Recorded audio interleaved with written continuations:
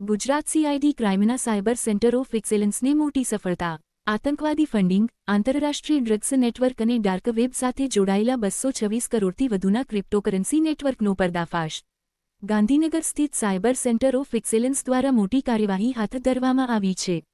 તપાસ દરમિયાન 226 કરોડ રૂપિયાથી વધુના શંકાસ્પદ ક્રિપ્ટોકરન્સી નેટવર્કનો પર્દાફાશ કરવામાં આવ્યો છે, જે આંતરરાષ્ટ્રીય ડ્રગ્સ નેટવર્ક, મની લોન્ડરિંગ અને આતંકવાદી ફંડિંગ સાથે જોડાયેલ હોવાનું સામે આવ્યું છે.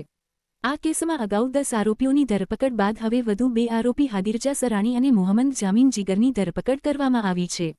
તપાસમાં સામે આવ્યું છે કે આરોપીઓ દ્વારા KYC વિગતો મેળવી ક્રિપ્ટો વોલેટ ઓપન કરી ગેરકાયદેસર ફંડિંગ કરવામાં આવતું હતું. CID ક્રાઇમે આરોપીઓ સામે ગંભીર કલમો હેઠળ ગુનો નોંધી વધુ તપાસ હાથ ધરી છે. પોલીસે લોકોને અજાણ્યા ક્રિપ્ટો ટ્રાન્ઝેક્શન અને બેંક એકાઉન્ટ ભાડે આપવાથી સાવચેત રહેવા અપીલ પણ કરી છે. અગાઉ આતંકવાદી ફંડિંગ નેટવર્ક, આંતરરાષ્ટ્રીય ડ્રગ્સ નેટવર્ક અને ડાર્ક વેબ સાથે જોડાયેલો 226 કરોડથી વધુના ક્રિપ્ટો કરન્સીવાળો કેસ છે એ સાયબર સેન્ટર ઓફ એક્સેલન્સમાં 33/2026થી દાખલ થયેલો હતો.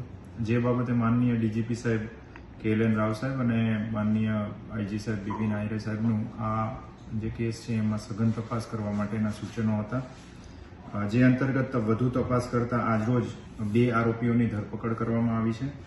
આ જે 2 આરોપીઓ છે એમના નામ છે હાદિરજા શબીર અલી સરાની અને મોહમ્મદ જામીન અબ્બાસ અલી જીગર.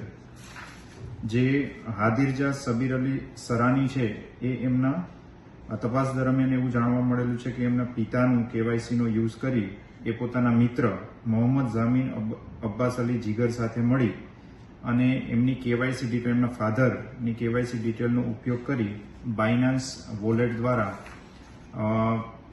બંનેએ મળીને ઓફેક એન્ટિટી અન્સુરુલ્લાહ એટ ધ હૌથી ગ્રાન્ટેક્સથી અલગ અલગ લેયર છે એમાં 5000 USDT એટલે કે ડર્ટી ક્રિપ્ટો ટ્રાન્ઝેક્શન કરેલા હોવાનું જાણવા મળેલ છે. આ જે તપાસ છે એના આધારે આ બંને આરોપીઓની ધરપકડ કરવામાં આવેલી છે. બંને આરોપીઓ છે રિમાન્ડ ઉપર છે અને હાલ છે એ વધુ તપાસ ચાલુ છે.